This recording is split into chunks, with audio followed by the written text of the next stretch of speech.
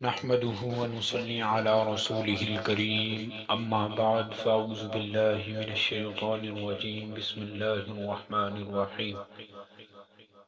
نگاہ ولی میں وہ تاثیر دیکھی، بدلتی ہزاروں کی تقدیر دیکھی۔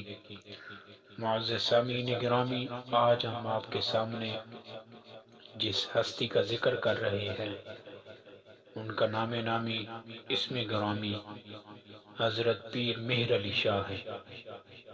حضرت پیر مہر علی شاہ رحمت اللہ تعالی علیہ ایک دن عصر کی نماز کے بعد آپ بستی میں سے باہر نکلے، دیکھا کہ دو آدمی جا رہے ہیں۔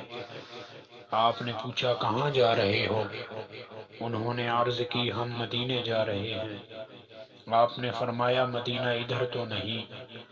انہوں نے کہا کہ سرکار ہم اس مدینے جا رہے ہیں جو گجرات کے قریب ہے۔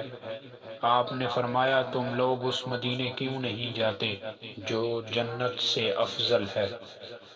انہوں نے عرض کی آقا ہم غریب ہیں، وہاں کیسے جائیں؟